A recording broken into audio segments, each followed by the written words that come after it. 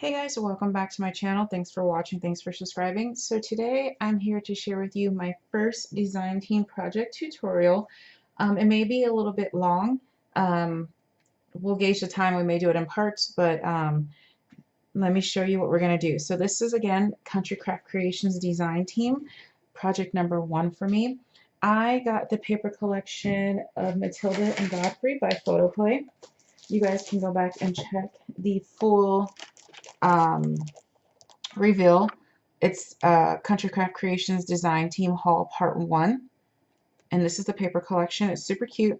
Day of the Dead. Love it. Day of the Dead's one of my favorite. I love sugar skulls. This is the sticker sheet. So for this project, we are definitely going to manipulate some paper. You guys know I love manipulating paper. Hashtag paper manipulators. Here is my project. Let me turn it over so you can see it better. I love this project. Designs all my own. The box is all mine. So I was super proud of myself for that. It is a Coffin card set, stationery set. And when you use all the little note cards, you can fill this up with tea and little gifts and, you know, whatever else you want to put in there. Candies. So for me, every time I do a project, I have a person in mind. I looked at this paper and I thought of a certain person that this is going to go to, so I wanted to make it extra special. And for me, I wanted to do the 3x3 note cards. They fit perfectly. And I found her favorite flavor in chapstick. So I'm going to put a little chapstick there, and under here I'm going to put a few of her favorite candies. So that's how I'm going to do this. Now, you can always adjust this and make it a little bigger. It's very easy. Or you can do the 3x3, add candies. Or if you don't want to do the card set, just add candies. Super cute teacher gift, by the way.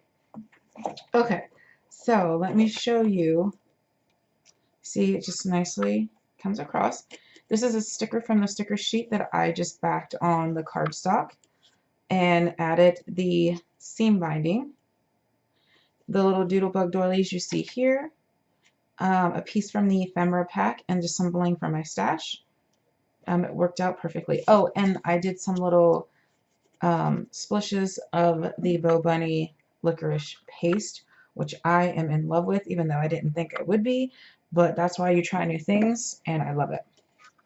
Okay, so here are my cards, and I'm just doing this part a little quickly because we need to get to the tutorial, but I used the sticker sheet, the scraps, and here, let me move this because that's where my camera's jumping. There we go. Let me see if I can zoom in just a little bit. Oh, I don't quite know how to use this brand new camera yet, so we'll figure it out together. So here's this using a half a doily. It's folded in like a accordion style. The sticker from the sticker pack, and it's on a pop dot.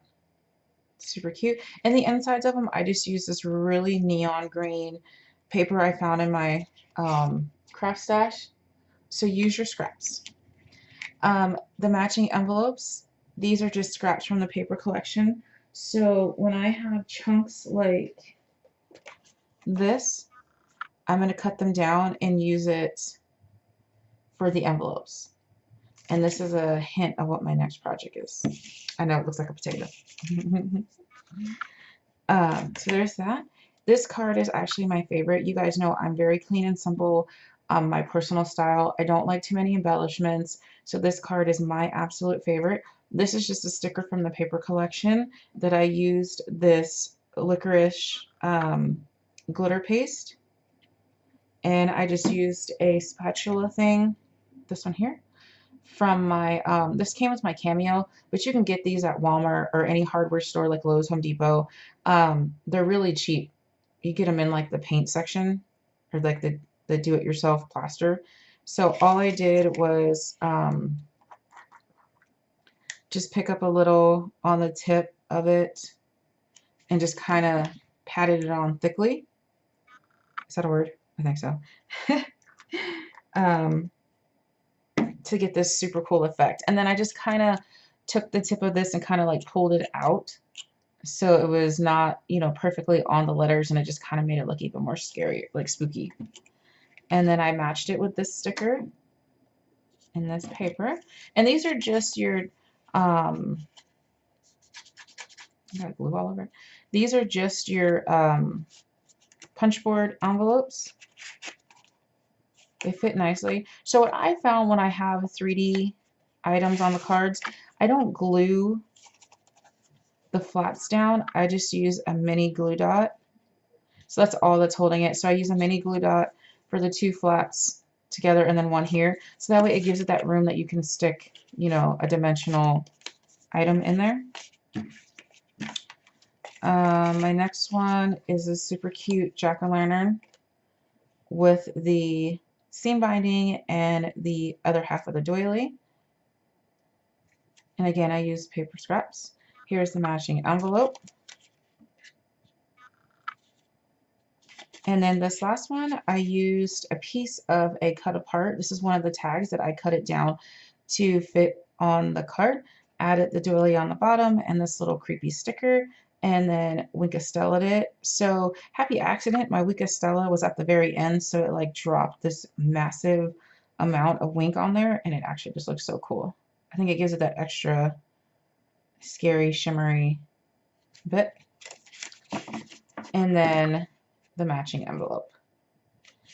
So it's a great way to use up your scraps, a great way to use everything in your collection, the sticker sheet, because I know like sometimes we use up all the paper and we still have stickers left over. So matching envelopes are a great way to do that. Okay, so we are going to go ahead and get started. What you need is cereal board, which it's just your just a cereal box, and I used rice checks. I eat a lot of this cereal because I think it's the best weight out of all the cereal. I know this is so funny, but I eat cereal based upon how I can use the box. This one's pliable, yet it's super thick. Let me move these out because I think the glare from this is causing, there we go. Yeah, so rice checks, it's thicker, but not too thick, and you can still manipulate it. You can use your chipboard. However, chipboard is going to frustrate you, so use your cereal boxes or whatever box you have, like, you know, instant rice or whatever. Those Rice-A-Roni boxes work really good. You know, so you're going to need 2 pieces that are 1.5 inch by however long your box is. That's another reason why I like Chex Mix, because it's 12 inches long. And you're going to need 2 pieces at 1 inch. Okay, so 2 at 1.5, 2 at 1 inch by however long. I had a cheat sheet, but I'll put everything in the description box. You're going to need some hinges, and these are 1 inch by 12 inch, and I will show you how to do these hinges in just a moment. You're going to need your pattern, which is this top and bottom. And these are just Google printables that I honestly just traced off my computer and made them to the size that I wanted. But I'll have that available for you. And you're going to need your paper collection, which mine was the Photoplay, Matilda, and Godfrey, which you can see that on the haul video. But again, here's the sticker sheets and paper collection. And you're going to need your paper trimmer, Scor-Tape, your wet glue if you want, your doilies, which you guys saw, the Doodlebug doilies, and you know, your regular glitter mist and whatever else. So I'm going to show you guys how to do the hinge in this video, and then we're going to stop this video because it's already 10 minutes, and then we're going to do part 2 where I actually show you how to do these things. So your hinges. I just have a ton of hinges laying around because I love to make boxes, and I do the boxes using the hinge system because you can manipulate it to any shape that you want. I use my scraps from my 12 by 12 paper. You can use any size paper. If you have the 8.5 by 11, you know, by all means use it, but I like to use my scraps. here's my bag of black linen paper. For me, the linen paper from Tammy's store is the Artisan's Cardstock. This one.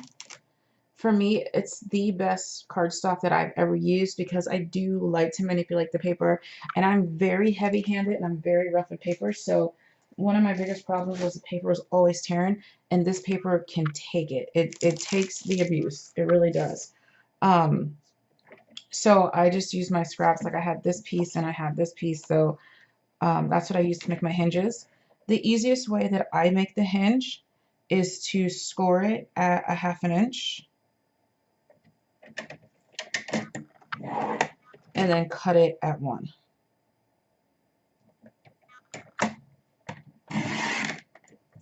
So that way it's, see how it's scored?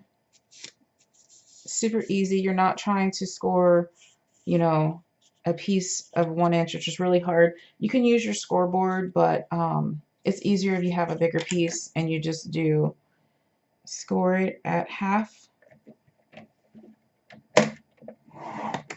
and then cut at 1.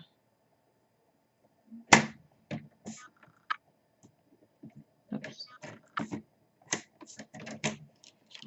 Of course, it's going to give me problems on the video.